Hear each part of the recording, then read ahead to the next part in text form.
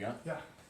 Okay, so as you know, I'm a big Jordan Peterson fan, and I'm always trying to figure out, what ultimately for me is my truth. If I'm going to have some type of path that I'm going to go towards in the future, how can I somehow structure my path so that I'm comfortable in dealing with some of these day-to-day things that normally stress people out and get people anxious and excited and cause them to not be able to really live in the moment and take advantage of it. Like we were talking about the happy maps thing. Everyone thinks that there's only the shortest way to a destination, the shortest amount of time, or the shortest distance. But in all actuality, you may just like driving past other things. It may give you a better quality of life, and it's really, you're dead, right? It's just the journey. So how to better equip that journey. So recently for me, as I kind of restructured my life for what would be most important to me and what I would like to see my life become, I want to structure it with more community, and I want to make sure just the entire point of Taraj and this circle is really just being in the moment with purpose and meaning. And when people are in the moment with purpose and meaning, I feel like they tend to have a better quality of life. That same quote we talked about, just for someone that has a why can get through any what, and just how much better your life can become when you're doing something that actually matters to you. So of course you have all these other things that are stuck in the way, and responsibilities that we need to uphold, and bills, and just everything else that life throws curveballs at you. But at least, what is my ultimate truth? What kind of purpose do I see myself wanting to fulfill, so that I know if I'm aiming to be this type of person, doesn't matter what kind of bullshit I need to deal with today, I know that this is my aim, and that's what I'm putting all my action towards, so it could allow me to be a little bit less anxious and a little bit more comfortable in the pursuit of just everyday life. Live more in the moment. Yeah, and it's a combination of living in the moment and appreciating where you're at, and then also appreciating the small, even this. And sometimes you'll make big strides and get a big reward here and there, a taste of something really good, but just understanding, a step at a time.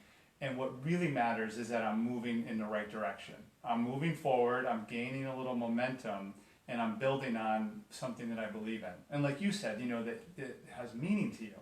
Mm-hmm. Every person you speak with, any of us, the generic you, who's stuck or frustrated in their career, for example, it's usually somehow tied into not having a connection to a meaning or a purpose that really resonates with them, that gets them excited. Because we all are going to have a number of events that don't taste or feel too good happen, I would say almost daily, but certainly pretty regularly. And it could come from a kind Life is suffering. Life just brings a lot of stuff to us, and it could be that your boss isn't so great, or you have a cranky colleague, or a tough client. But and then there's just things that are when you're out and about. You might be behind somebody in line who's really rude, or driving can be a fiasco, especially when you live in places like Boston. And but if we know that the greater purpose or the meaning behind what we're doing, where we're going, is something that really matters to us, that adds a lot to carry us through the little things that on the surface and on their own seem really hard or bad. Most of the time they're really not, but they magnify because we're not connected to something that we can get some joy out of. Yeah, that's why it's like what Peterson said, or what you were just describing, is so important. As long as you're going in that right direction towards something that's going to matter to you in life, knowing you're always going to evolve and change, there's a lot to hang our hat on. That's where the abundance comes from. Yeah, it's like once you, so the issue with most people ends up becoming more like, first of all, if you're unsure of whether or not you're on the right path in the first place, then your ship can fall apart at any point in time. Then someone beeping at you while you're driving around, or these, that maybe you need a little bit more money to pay for this bill, all these little problems that end up popping up, they're going to frustrate you to your core much more than when you already know, okay, I've established what I'd like my path to look like, and I've gotten on it, and the other important thing, you need to do the work, right? And I am doing the work. I think I like to use the metaphor of like how a fighter would feel in the ring, right? Even if you were fighting a superior opponent and they were going to beat you and win, the difference between when you get in that ring and you truly know, up until this fight, I have trained and I have done the work in everything that I could have done. I did everything to my best ability and what I knew, right? Because I saw my path. I had my path established. I'm going to do this fight. I had my training routine. I did the work, right? Everything else that comes in, even if you end up being defeated, it's not going to faze you as much as when you're shoddy with actually doing the work and you're not sure of the proper training path that you were supposed to take. Then you get in there, and even if you're very well equipped, your brain, you're all anxious. You're not actually in the moment ready to now apply what you have done. It doesn't come second nature anymore. You're thinking about it too much. And that's, it's too much in your head if you're about to get punched in the face or anything like that. Well, and I think that's where being really mindful helps us too. So there's certainly something to be said for, being present, like we were just talking about. And then going another layer deeper is being really mindful and aware of all that's going on. And sometimes it can seem a little overwhelming or heavy, but it's part perspective. If you are connected to, like, look, this is why I'm doing something. This is why, this outcome helped me or made me feel this way. And you're just aware of those things. Well, number one, you're much less likely to be caught off guard with an emotion or something that's going to make you feel like really crappy. The emotion arises, but you know why it's there. And then you can kind of just, okay, I understand it, as opposed to this is not making me feel good, and I don't know why, and I don't like this, and I'm going to run away from it. And then that's when we kind of fall into, let me scroll social media, turn on Netflix, turn my mind. And a little of that at times is definitely good. Like sometimes we do need to check out mentally. But being very aware as we go through the process helps us understand everything that's happening. And then when, like, to your point, like you get in the ring and you lose the fight, you still say, I still took away 4 months of great training. I learned these new tactics.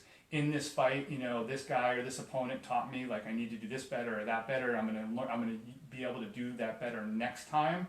I mean, and you look at it that way, again, it's all about abundance as opposed to this really sucked and I don't feel good. And now I want to do everything I can to make myself feel comfortable or safe or both. Because those are that's our instinct. Yeah. Our default is to, I don't like this, I gotta be comfortable and safe again. And usually the mode to getting comfortable and safe is not healthy for us. Sometimes like a little rest is good. But sometimes we end up falling into behaviors and traps that aren't really good for us. And it could be it could be food, it could be drugs, it could be alcohol, it could be porn, it could be behavior with hanging out with the wrong people. It comes in a lot of different shapes and forms. And we're more apt to avoid that if we know and understand what's happening around us. Definitely. And there's nothing that ever really meant anything to me in my life that I accomplished that didn't somehow blossom out of pain or difficult work.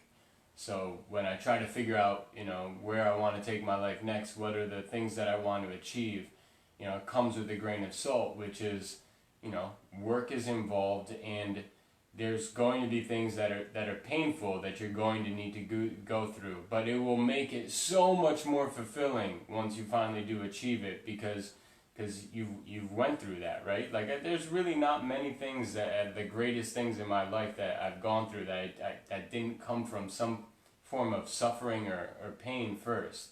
So it's like, first of all, it's the greatest thing that I've achieved because it meant a lot to me. And then I figured out that I wanted to accomplish it, and everything along the way just happened to kind of, you get that grace. It falls into place once you align yourself with it. It's interesting that you bring this up because I literally am in the midst, like literally in the last couple of weeks and in this week in particular, of working with a couple of people to shift some of my view on hard work, pain, and suffering. And it's a little hard to articulate, but I'll just give you a nugget to chew on for your mindset and approach. Is I've always believed, and in large part I still do believe, that you absolutely need to work really hard, and things are going to be difficult to the point of where you are going to feel pain at times. And third part, that that stuff, that hard work and pain, is actually what leads to great results. And conceptually, I still believe all that. What I'm working on now, with the help of some good friends, mentors, and coaches, is how can I lessen the pain and what some people would call, I don't call it suffering, by the way. You probably wouldn't hear me say that word too often.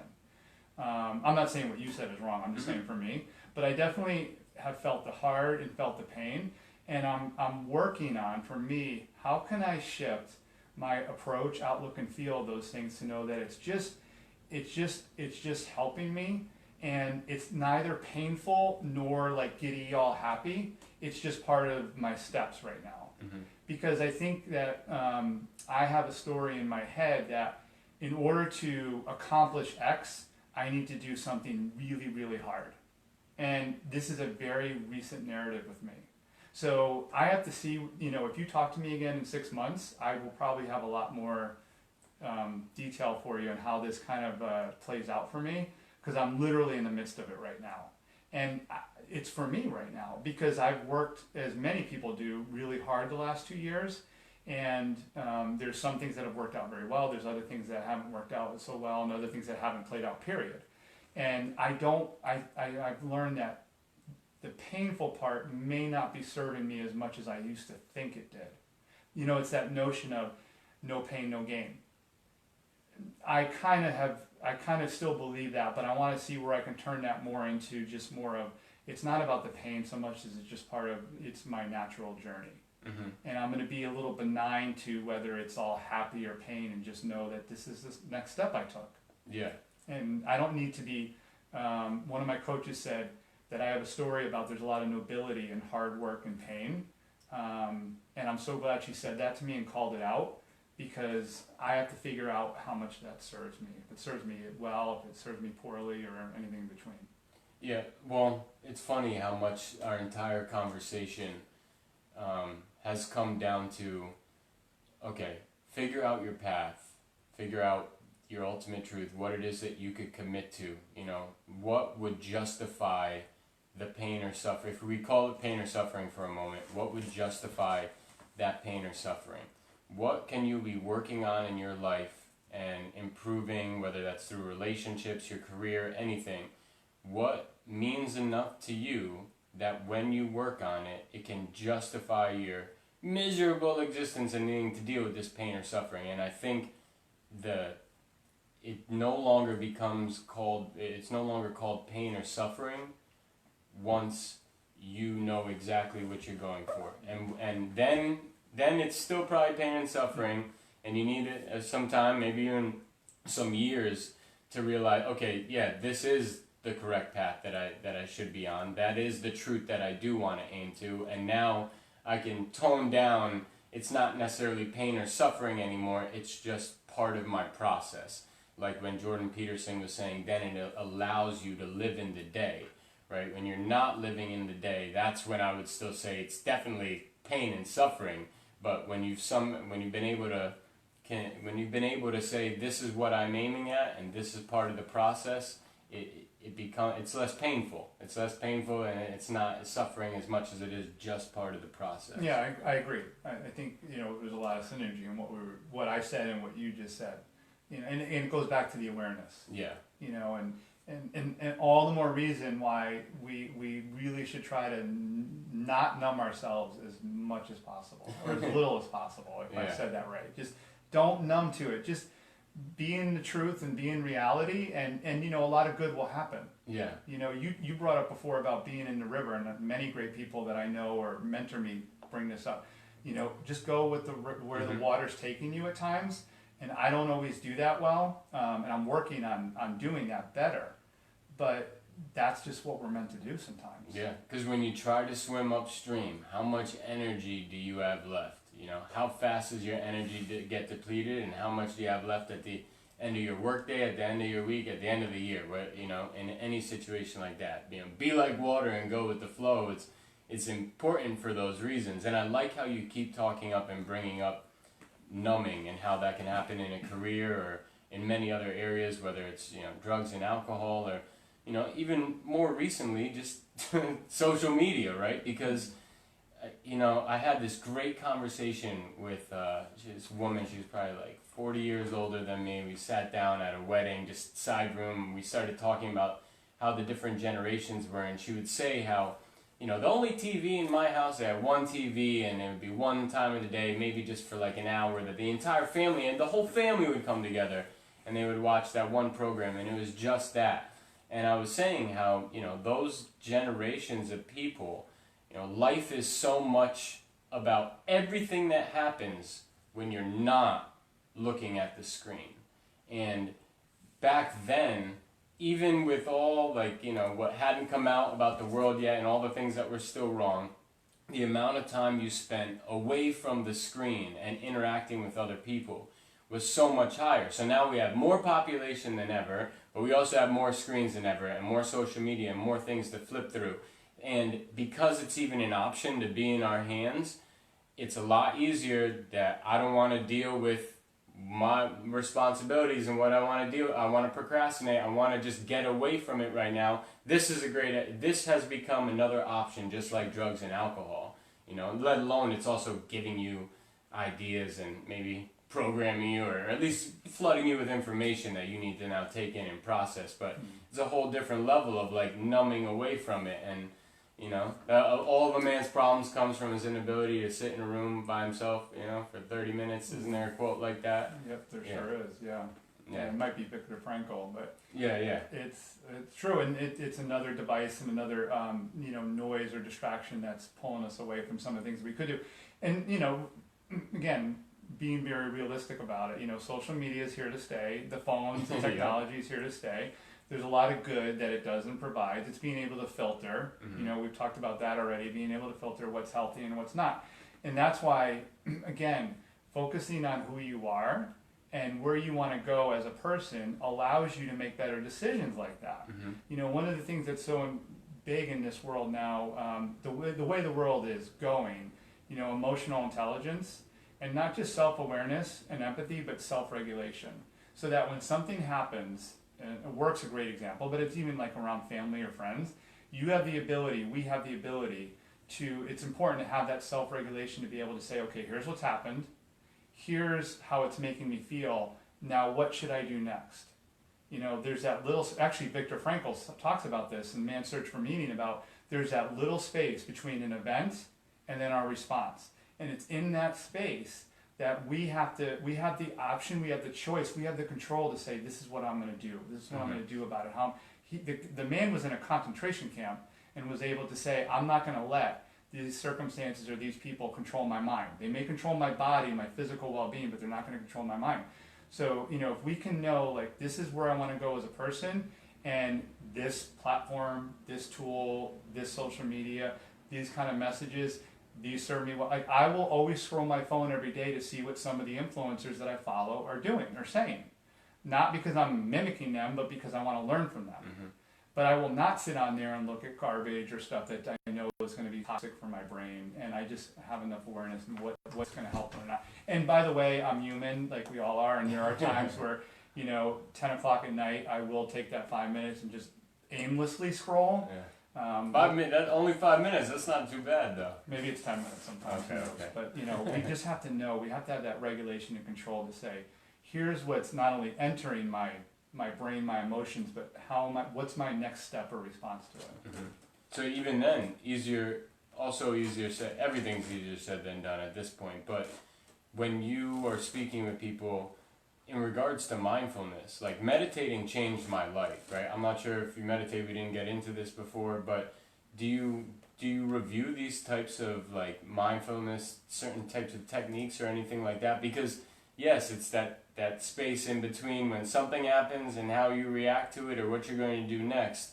But I've noticed that space and my ability to comprehend what you just said and to take into account things the right way and to properly motivate my actions next, a lot of it was just clearing the bullshit out of my head in the first place, that I was just, after I started meditating, I stopped doing this with my leg, I don't really do that anymore, the chit chatter went down, and it made it easier for me to not only focus on what is the most important to focus on, but also to see, when you're trying to clear your mind and the bullshit, little by little comes in, you get to see, what does my brain want to keep concerning itself about? And there's probably reasons why they're probably pretty important reasons, right? Like, you got to pay this bill, or you need to pay responsibility things, and things that pop in your head, or maybe, you didn't look as cool as you wanted to look, or your ego got touched, but you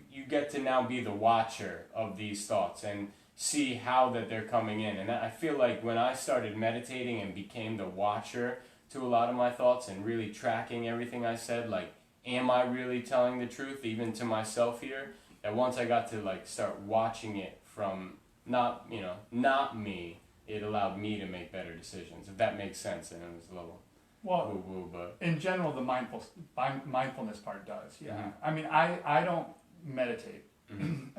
And this is different for everybody. I know a lot of people do, and I see the value in it.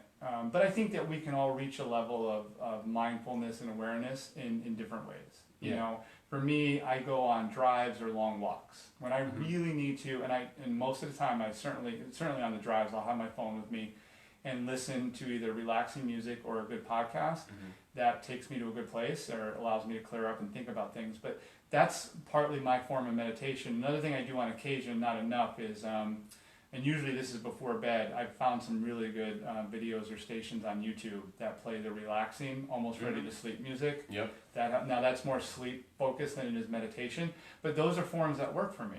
I think what really matters, and to your point, meditation's giving you some awareness, is knowing and understanding why as much as we can.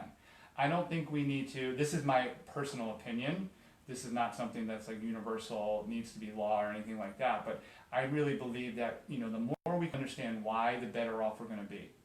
Ask yourself why as often as you can. Don't burden yourself every day, all day, understanding the why of everything, but if you can ask yourself, why did I feel that way? Why, when that conversation took place, did I feel like cringing, or did I open up, or did I want to retreat? Why does this person, when I'm around him or her, give me that feeling? You may not know the answer right away, but challenge yourself with the question, because then you'll at least understand it better. So that when it happens, two good things happen. One, when it happens again, you're more prepared for it. And number two is you just know what kind of situations you want to put yourself in long term that align with where you want to go. Look, I know that this is how I typically respond to this kind of person, therefore I'm not going to align myself or work with people like that anymore. To the degree to which I can control it, I'm not going to work with people like that anymore, because it has triggered certain things with me in the past. So that's why the why comes in. And however you get there, whether it's through meditation, turning your brain off, just shutting your eyes, going for walks, going for drives, doing it at the gym, whatever way, I think it's great. Just whatever works for you. Yeah, and you made a good point. Like you said, your form of meditation was, sometimes I go for a walk, and I found, a lot, the whole circle point in Taraj, really the point of that is there's this whole art in Japanese culture of just drawing circles, and really the more in the moment that you are, the better circle that you'll draw if you just kept drawing circles. So the whole point of Taraj is to have a focus on people who spend time in the moment with purpose and meaning, and by drawing, so you're creating. What are you creating? You're creating something, even if that's, you creating conversation, or, whether that's here or in a workshop or something like that. But as humans, in all these things that are not like how we evolved for the past, the last millions of years, we just started getting extremely affluent, and the way we are now, the world is changing more over the next 5 years than it has in the past 50 before it. And this is really the first time in all of history where, a parent can give child advice, but, a parent that gave their child advice in the 1500s versus the 1800s, it's still pretty similar.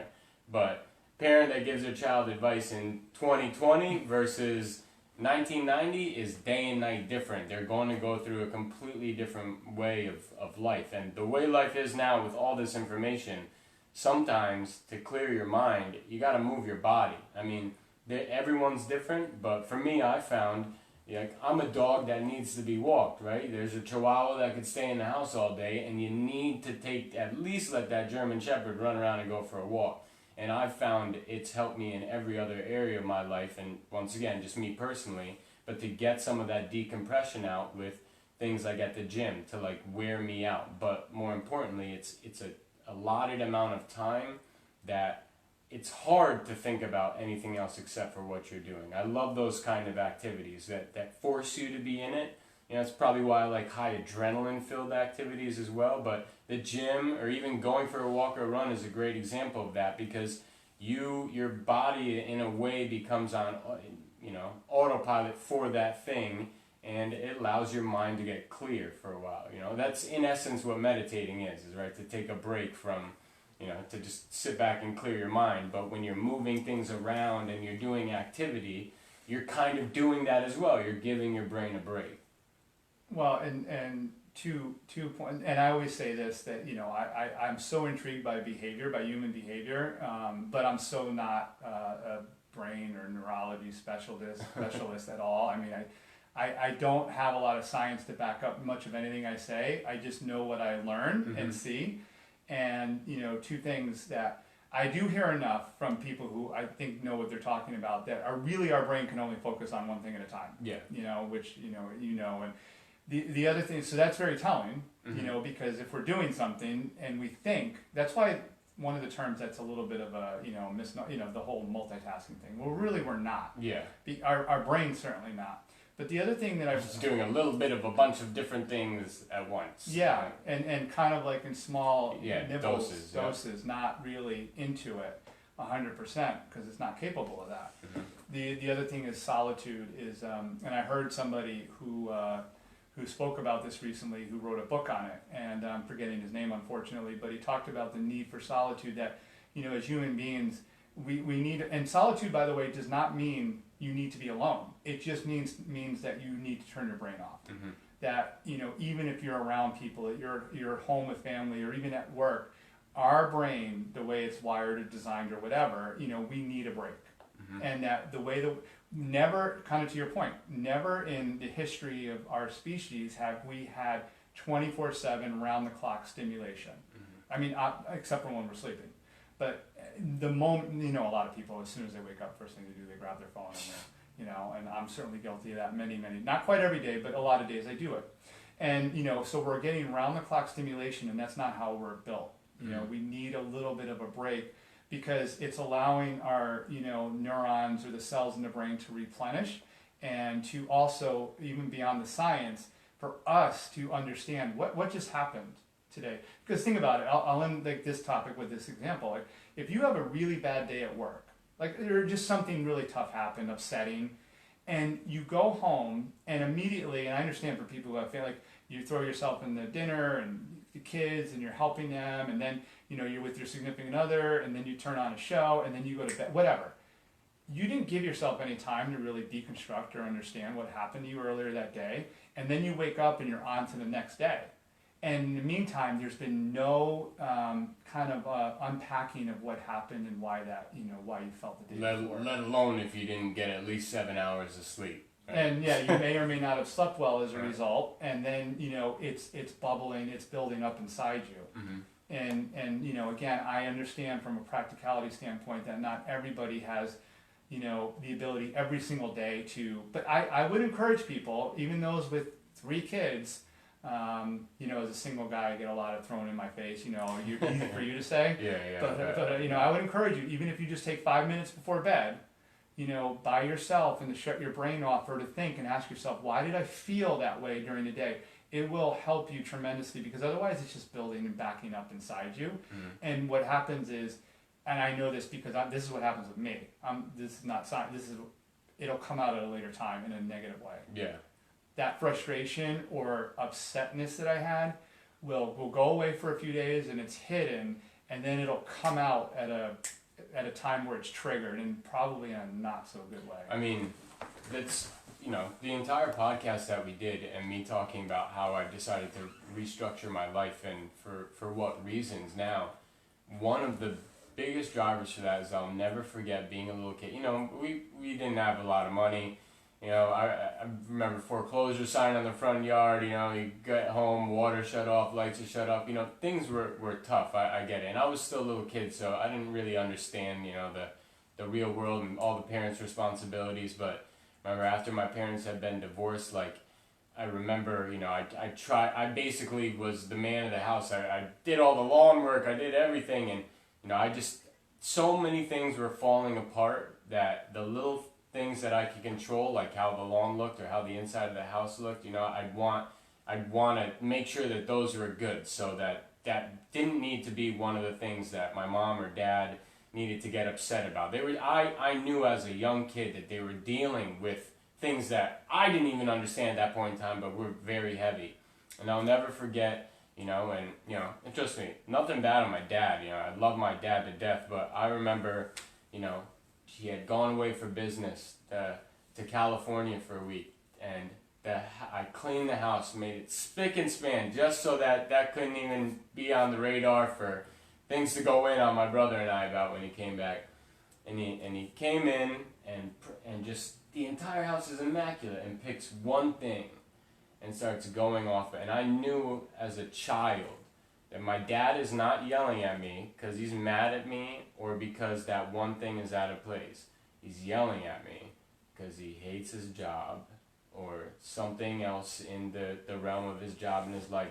I knew that it wasn't the mess or me that was being addressed. And that's an example of one of those bottling up, and it comes out in a different way. And I made a vow at that point in time, I don't ever want to be that way to my kids, which is why you find me at 27, going from, real smart, Samson. You go from making $150,000 a year to making damn near 50, and you're pinching pennies, but, time to put in the work in the years and watch it pay off later on. I wanted to make these changes right now because I don't want a situation like that to happen with my kids, at least without doing some of the work in the beginning, and I've seen that firsthand. I don't want that to happen again. Yeah. It's not good when you get, how disingenuous is that, right? If something else gets bottled up and then gets channeled or put out in a negative way to other people, but it has nothing to do with how you're channeling it or what you're saying to those people, it's about something completely else. We all know you wake up in the morning,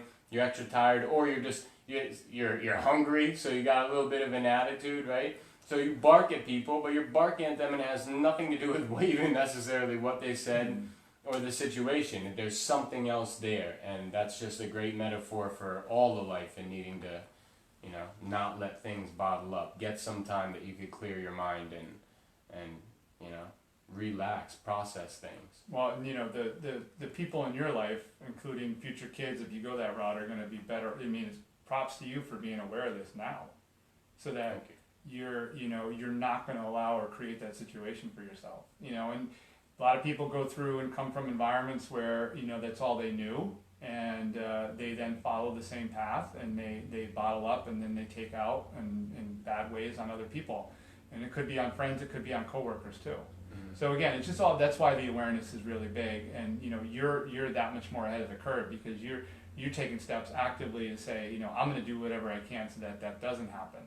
I don't think you would allow it anyway, but you're going to build a life for yourself where you'll have other outlets, because we're human. We're going to have those emotions regardless. We're going to have tough things and tough emotions and icky emotions. It's just you're building systems and outlets in your life to deal with those in another way instead of lashing out at people. Yeah. Yep. There was some good long term. I guess here's a nice thing to end on that I didn't get to tell you before. Jordan Peterson uses this example of how everybody says that they just want to be happy, And you want to know what? For the longest time when I was a kid, even after I stopped getting birthday cakes, every birthday I just want to be happy when I grow up. I just want to be happy. I just want to be happy, right? I dealt with so much shit before. I just want to be happy. And he says everyone always has this goal of just wanting to be happy. But if you gave a 5-year-old little kid or a 4-year-old little kid a Jolly Rancher or a piece of candy, they're going to be ecstatic. They're going to be great. They're going to be really happy about that. But you can't just keep feeding this little kid a bunch of candy. They might really make them happy and they're just, this is awesome, but you need to do something that's regarded to responsibility and a proper way to live your life for your long-term goals, for your ultimate truth and your path that you want to be on, right? Because the kid's not going to know anything about hygiene. They're going to be out of shape, they're going to have either weight problems or issues with their teeth, anything. You need to teach them, a little bit at a time, and you can't just keep feeding the kid candy. Sure, they're going to be happy, but it's better to instill some responsibility And what kind of responsibility, people might ask? Well, what are the things that would make your, like how we started this conversation, that would make your existence, worth living? What would make the pain or the suffering no longer pain or suffering, and it would justify your existence? Add some responsibility into that, a little bit at a time. And as long as you know you're going on the right route, it'll come together. And that's why I think that, and I'm glad you brought that point up, and I've heard him talk about that too. But I probably did a horrible job of it, but not with me. I mean, okay. I think happiness can be a little bit of a fool's errand, or maybe just not the most productive route to go. We want and deserve and should be happy as much as possible. I'm all for it, but what we want to focus on, happiness will come. And it is a very conscious choice in some regards, but it's also a motion that can, up and down. And, we'll have things happen, and we'll have days where it'd be really hard to be happy on a day when your dog dies, when you get bad news, when something tragic, and even smaller things. Just sometimes, and that's okay. Like, we need to embrace and welcome the not so happy moments. That's why I prefer to focus on a lot of what we've spoken about. Purpose and meaning, and who I want to be. And if I'm doing those things, if any of us are doing those things and we're continually going in that direction, and oh, by the way, we're bringing more of an abundance of things that feed that along the way, chances are, and I have to share one more thing that's very relevant to this, chances are you're going to be happy a lot. Yeah. Not all the time, but a lot. And that's why when people bring up, I'm now a communication coach, but not a career coach, but when I was doing primarily career coaching all the time, how do I find my passion? Well, and do something that I love. And I want to debunk those myths and say that's not the route you want to go. Work on the things, getting clarity on what you're good at. Certainly, you enjoying it is part of it. But what you're good at, how you bring value to others, and you will, if you apply yourself and are open to opportunity and bring more abundance in, you're going to grow into really enjoying doing that. And why do you grow into enjoying doing it? Because you're seeing the impact of the other people who are benefiting from the value that you bring. As human beings, we're wired. We get a shit ton of fulfillment from impact, doing something that matters, and being seen and heard. Right? We all like to be seen, even in small doses. Hey, Scott, great job. Hey, Samson, that was pretty cool what you did. We need to get a little bit of acknowledgement. That's why a lot of people leave jobs with bosses who don't even know they exist and don't give them that. So when we can get those things, we're going to be fulfilled and we're going to naturally be happier.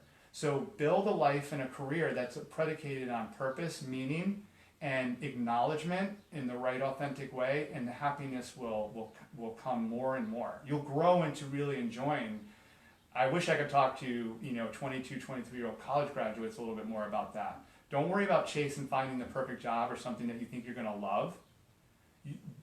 Get more clarity on what you're good at, how you provide value, and things that you do enjoy, and bring more of that into your life, and you'll grow to enjoy and loving it more and more naturally.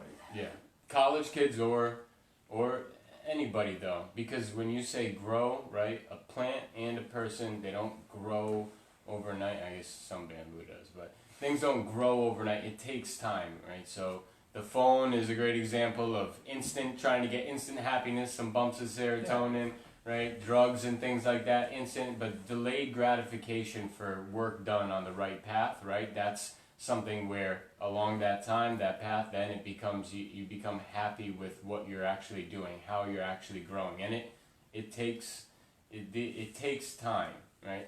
Like, have you ever moved to a new place? And I know we're probably getting a little off topic, but you ever moved to a new place and realize that it takes you like about a year just before you're even reasonably comfortable with the roads that are around you to know, like, oh, I could take this back road instead, or it takes a little time. Pharmacy and things like that. Well, you can't expect like the other things in your life to be overnight or just a month, or just it takes time. It takes time. Well, and your point about picking up the phone for the quick rush, is it serotonin? What is it that happens? So that kind of proves the point, though, because anything that you can do where you just pick up a phone and look at something for a minute and that gives you a jolt of happiness in this case, well, isn't that kind of like, how is that really any different than just drinking like a Coca-Cola that you feel It's good? the same thing. It's the Yeah. same thing. Like it tastes good in the moment, but in the long run, it doesn't help you. In the long run, it doesn't last.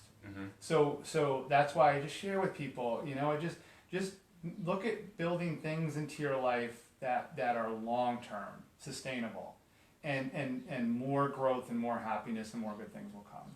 Yeah, I agree with that.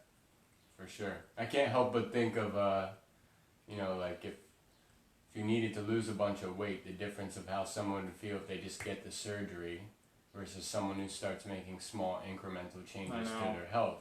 Not only do you get happier in the person that you become because you know that you found this path. This path is to having a more healthy existence. You have sustainable, small things that you could do a little bit every day.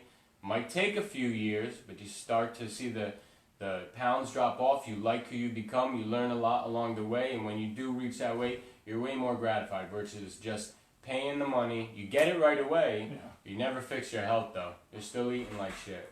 So that starts going back. You don't feel great about yourself. So And that's why some of those people who have that procedure struggle. yeah, I Right? bet. Because of that, their road to getting there was not something that in most cases is going to be sustainable. Yeah. So, well, I mean, I think we've had basically three now, great conversations, and I appreciate you having me on, man. It's been a lot of fun. yeah, Yeah, we definitely should do it again. thank you very much, Scott. I'll definitely give you all the clips and highlights and everything there. So thank you very much for coming on the Triage Thank you. podcast. Appreciate Thank it. All right, bye. Good, nice second bit in there too. Yeah, for sure. yeah, for sure. I appreciate it. That was fun. And I did. I threw these